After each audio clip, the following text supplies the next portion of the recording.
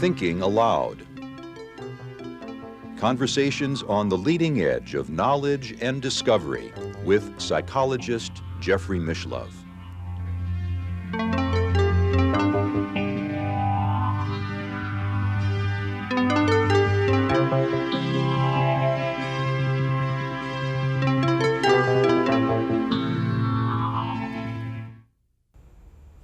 Hello and welcome. I'm Jeffrey Mishlove. Today we are going to explore the dreaming universe. This is part one of a two-part series with Dr. Fred Alan Wolfe, winner of the American Book Award in Science for Taking the Quantum Leap and author of numerous other books including Space, Time and Beyond, Parallel Universes, The Body Quantum, The Eagle's Quest, and most recently The Dreaming Universe. Welcome, Fred. Thank you, Jeffrey. It's a pleasure to be back here again with you. It's a pleasure to be with you. Many cultures around the world view dreams not just as some sort of a mental aberration or a product of the unconscious mind, but as having some sort of an ontologically real status. One might even say physically real status. And I suppose that's why you, as a physicist, began exploring the subject. Well, I became very interested in the idea of dreams as an extension of what is consciousness. And since most people who are studying the mind or the brain believe that the brain generates consciousness, that it generates out of materiality, it occurred to me that it must also be true that dreams are generated from materiality. So I came to the conclusion, which might be a rather hardcore materialist conclusion, that matter dreams. And then I thought, well, that's a very crazy idea, possibly. But then I began looking into the literature, particularly literature having to deal with tribal people, Aboriginal people, people of that sort. And I found out that dreams played an extremely important part in their cultures, particularly in the case of the Australian Aboriginal people. And you visited them to explore this firsthand. I did. I spent 3 months with Australian Aboriginal people in various forms to find out just what is their notion of dreaming, and I found out that there were a number of differences as well as certain similarities. Yeah. They refer to the dream time. I think many people throughout the world have heard of the idea of the Australian Aboriginal dream time. It's like from their point of view, the universe emerged out of the dream. Yes, the dream time is a concept that isn't really Aboriginal. It's interesting how it arose. Frank Gillen and Baldwin Spencer, who were anthropologists, British anthropologists who came to Australia at the turn of the 20th century, were finding that a number of Aboriginal tribal people were talking about something that was called Alchiringa, which is a particular term used by some of the tribal people. There are many different languages in Australia, as you might guess. This is a particular term coming from certain central parts of Australia where I think Pintupi tribal people live. And this term kept occurring over and over again as they moved around in various parts of Australia, and they tried to find out what it all meant, and they got various different conflicting, sometimes similar definitions, and said, well, is this dreaming? And can we call this dreaming? Is it dream time? And the Aboriginal people said, yes, I think you white fellas can call it dreaming or dream time. And so that's how the term arose. It really arose from Western culture. Mm-hmm. What does it mean to the Aboriginals themselves? Well, the dream time really refers to something very different than our normal sense of dreaming. There are overlaps, but there's something very different about that, about their conceptualization of it. The dream time has many different interpretations. One is it's the law. Aboriginal people believe that the land is foremost, the world is foremost, and it is the form out of which they arise. So they arise as the land's dreaming. Mm-hmm. So what they need to do is to support the land, support the country that they're in, support the animal life, support each other as aspects of that dream, of the dream time. So the dream time then refers to the laws, the ritual laws that they follow in supporting the land. Mm-hmm. No Aboriginal ever believes that they own land. That concept is foreign to them. They believe the land owns them. That's one possible meaning, law. The second possible meaning is legend. And legend refers to a time which some Aboriginals would say is ancient time, going way, way back in time, before there were people. there were spirits, and the spirits dwelt upon the land and roamed the land.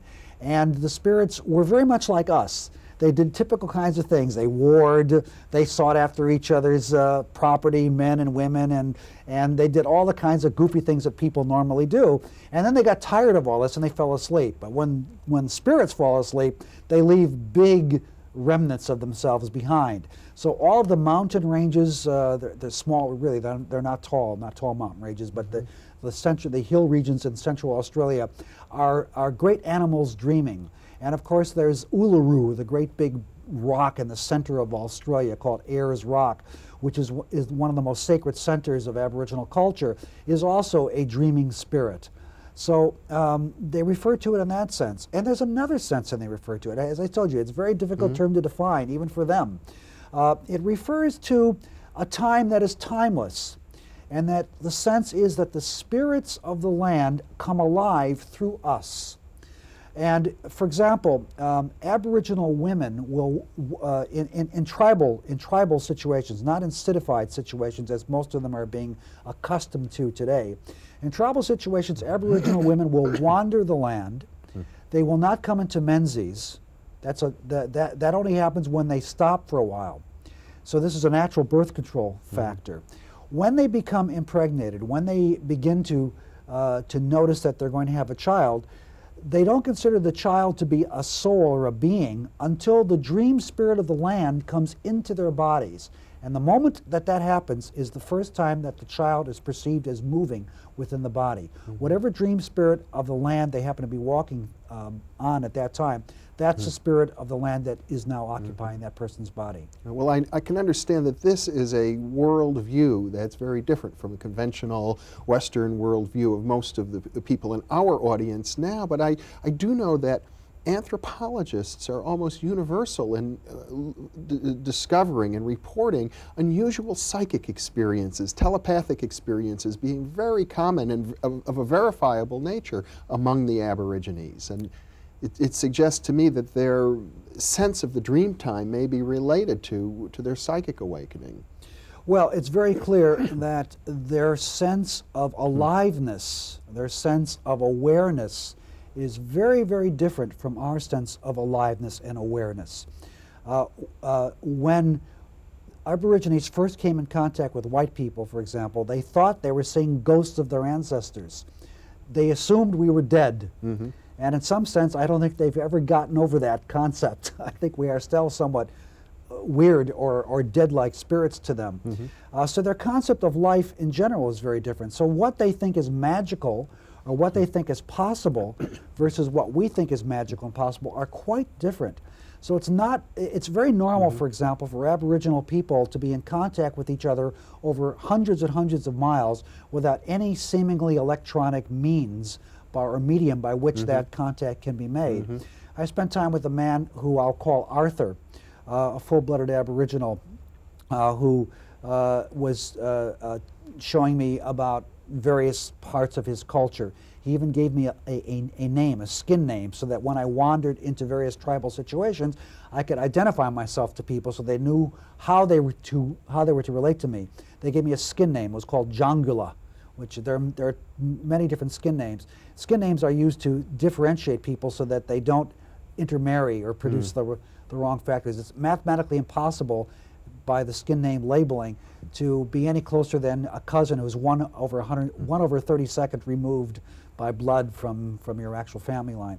At any rate, Arthur would not sleep in the house, for example. He would sleep outside. There would be animals that would appear when Arthur was around, and when they did appear, Arthur would know immediately what tribal member or family member needed some care or some particular consideration. He would then, via the animal, in some way communicate that, and that message would be instantly communicated. People told me after Arthur's visit that they had seen Arthur 500 miles away in another situation entirely, which was, we would say, physically impossible. But somehow the idea of projection, or as the Buddhists talk about, Telpoidal imagery, was created in this other aspect. And now this is where it ties in with, I think, UFO phenomena. We're today in a cultural crisis dealing with what I would say dream material manifesting in our actual lives, in our real lives. Now let's just go back a Sure. second. You used the term Telpoidal Yes. phenomenon, and Yes. you associated that with the Tibetans. Yes. I know in Alexandra David Neal's studies of her travels in Tibet back in the 1920s and 30s, she described this, and perhaps for the sake of our audience, you might elaborate on the term Tulpa or Telpoidal phenomena. Well, this is a technique. Now, I have to tell you that I'm not an expert in this, so you'll have to forgive me if I make mistakes about this. But as I understand it, this is a technique used by Tibetan Buddhists and maybe other Buddhist sects to, first of all, create an image of something which doesn't exist in the physical world. A mental image. A mental image, to meditate upon that image on a regular basis as a regular part of their daily meditation routine. To meditate on it so strongly that other people meditating in their presence, without knowing what the image is that they're meditating on, begin to see the same image. Mm-hmm. When a number of people begin to see that image, then something seems to happen, which sounds impossible to any rational Western mind. The object of which the image is being thought about begins to appear in the same room or space that the imagers are thinking about. There are stories which indicate that some images became so real that even after the person who was imagining the image died, the image still persisted.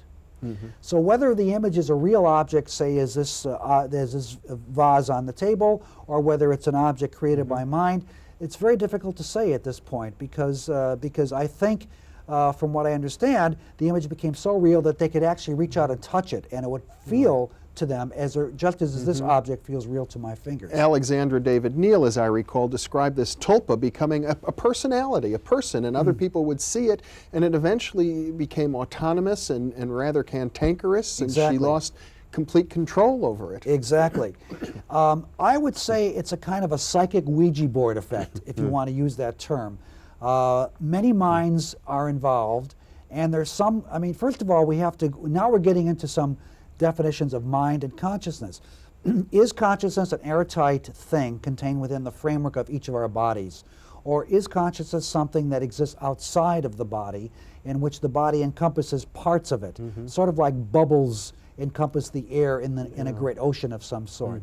If we assume that consciousness exists per se, then there may be some amplification or magnification effect when two or more individuals begin to meditate or to contemplate or visualize the same imagery. And I think that's what is going on here. She lost control because other beings other presences, other humans, possibly even other spiritual presences, were using the same image. Now, all of this suggests, to come back to our topic of dreaming, that our waking life in some aspects is not so different from a dream.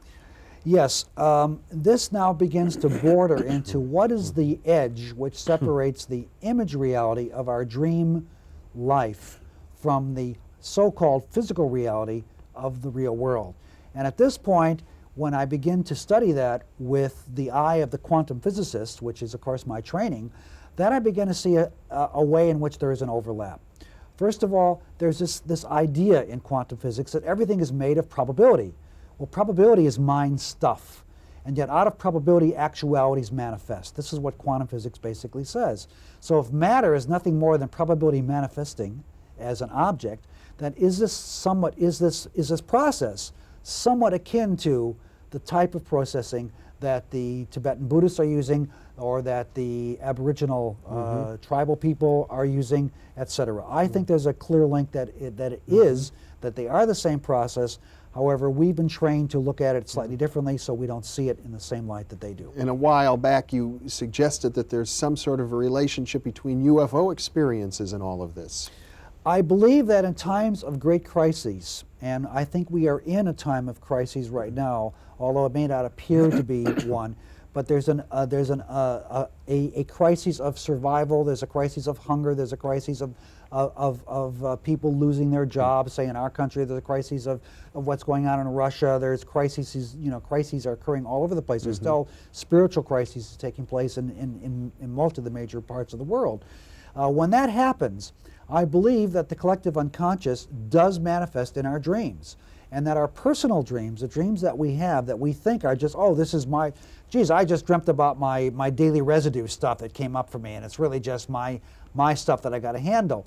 That the stuff that you have to handle as a person is a reflection of the stuff that the planet, the planetary life, the consciousness of the planet has to handle. And that my little dream may be just a, we might say, a holographic piece of the bigger dream. Now, you use the term collective unconscious, which was coined by the great Swiss psychiatrist Carl Jung. It suggests in some way that our minds are linked up. Well, there doesn't seem to be any clear evidence that they're not. The evidence that we say that they're not linked up deals with our personal thoughts. However, there are so many examples of where there are overlaps, where people's thoughts in one part of the world are affecting people's thoughts in another part of the world. There is the remarkable work that was done by Montague Ullman and Stanley Krippner at the Maimonides Institute in New York, where they studied telepathic effects in dreams. This is a body of work that is very remarkable, very well done, very well documented. Irvin Child commented, I don't understand why the parapsychology community has ignored it, or why the psychological community is ignoring this work. It was published in one of their books on dream telepathy. It's very, very important work, indicating that there is a collective effect, and that through dreams, where we're relaxing our guard, so to speak, about what's out there and what's in here, there's no, the dreaming psyche, the dreaming self, doesn't differentiate. And that's, by the way, part of the subject of what I've written about in the dreaming universe, is how the self arises through dreams. That doesn't differentiate between what's out and what's in. And I think it's at that point that the consciousness can move into other realms. There's the famous quote of the Chinese philosopher Chuang Tzu, I believe, in which he says, I can't tell whether I'm a butterfly dreaming that I'm Chuang Tzu, or if I'm a Chuang Tzu dreaming that I'm a butterfly. It suggests the kind of interpenetration or overlap between our waking state and our dream state. And I suppose the whole wave of UFO experiences that are being reported everywhere makes it hard to tell sometimes whether this is a dream or not. Well, let's say, first of all, I think UFO experience is a kind of mind phenomenon. I don't think we understand mind sufficiently through our Western way of studying it to make a decision one way or the other based upon what we know. I mean, I've been working at it for a while, and I think I've come to some conclusions about it, but I think the Eastern metaphysical or Eastern traditions, I think, have a lot more to say about what mind is than I think what our Western traditions have to say about it. And I think there's very clear evidence in what they report to indicate that collective dreaming, or the big dream phenomena, can occur. And I think that what we're seeing with UFO phenomena is something of that type. The dream of the culture, or the dream of the planet, something of that sort. It's the dream of the planet. The fact, for example, that, I mean, one of the interesting things is that there are many similarities in the dream imagery of what UFO creatures look like. Many of them report them being tall and emaciated. I would suggest that this might be a reflection of our concern with starving children. The fact that they're all childlike is also another indication of this type of thing. It's a suggestion, something that needs to be explored. Jacques Vallée has done a great deal of research on UFO phenomena, and comes to the conclusion that they can't be hardcore material objects that come from another planet or another solar system or another galaxy to reach us, simply because of the limitations of physics. And of course, we can always argue there's a super physics going on, but if there is, very few physicists know about it. I certainly don't know about it. So assuming the laws of physics are universal, then this has to be some other kind of phenomena. And I would suggest that, as Henri Corbin talked about in his books, it's a mundus imaginalis. It's an imaginary world, or it's what I would call the imaginal realm, which I think is a better term to describe this. Now, if I understand you right, what you're saying is that the laws of physics, as you understand them now, wouldn't allow for spacecraft to travel here from great distances across the galaxy, but would allow for the imaginal world to manifest itself in visible ways. I believe that's correct. Now, I can only say that I can't prove this as scientifically as I would like to at this point.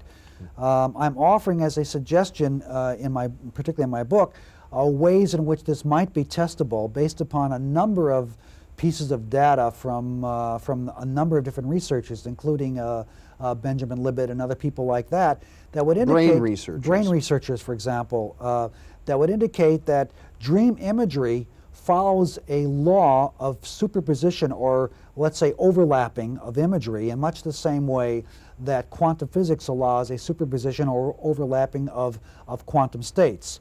That there's a one-to-one correlation between what we mean by states of a physical system, which are observable, and dream imagery. If that's true, that the brain does follow some kind of quantum mechanical laws, then it's probably likely that there would be a quantum mechanics of dreams involved, and that would mean that dreams would follow some kind of physical phenomenon law, basically the laws of quantum physics. Well, didn't you suggest in your book, Parallel Universes, that the world of dreams might be a very real world somewhere out in hyperspace, in another parallel universe that our minds can intersect with? Well, that's a possibility. In fact, that possibility I think resonates more with what I think tribal people were telling me about their vision of parallel worlds. In my book, Parallel Universes, I was really describing multiple physical realities. It was only later that I began to realize that there might be a difference between them and the kinds of realities that these tribal people and shamanic people were telling me about. And I went into more detail about that in my book, which was subsequent to Parallel Universes, which was called The Eagle's Quest. In the dreaming universe, I really try to make more of a distinction, but it's not an easy subject to talk about. Parallel universes is very hard to talk about under any circumstances. Right, but again, in The Eagle's Quest, you're looking at the realm of shamans who travel into the world of spirits and get involved in healing, finding lost objects, helping out in the hunt, and doing all sorts of practical things by interacting with spirits. And here again, it seems that there's some intersection with the world of dreaming. I would say that there is. I would say that the imagery of people who have died are always with us. And whether you could ask the question, are we invoking them as purely hallucinogenic type of imagery, or are we really tapping into another world? I don't think anybody can make that can make it distinguishable. The one aspect of it that is important to realize is that shamans can, when working together in states of consciousness where they deprive themselves of food and other material aspects of normal life, will see the same imagery at the same time.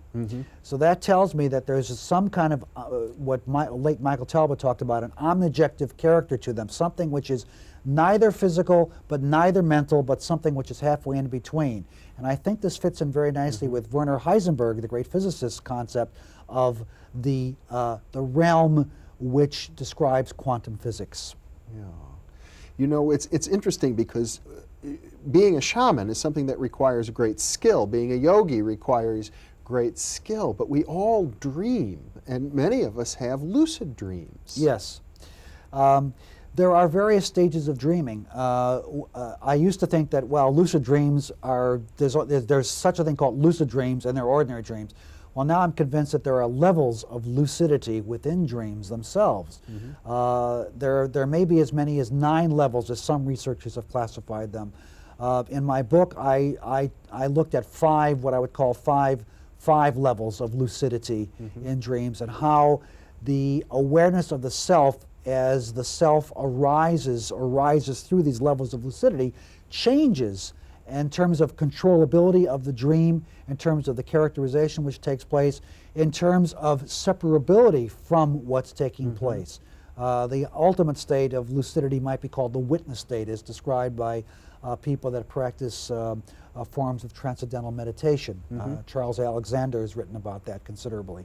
And the witness state is one where you're lucid in a dream, but you're not actually participating in the dream. It's there, but somehow you're separate from it.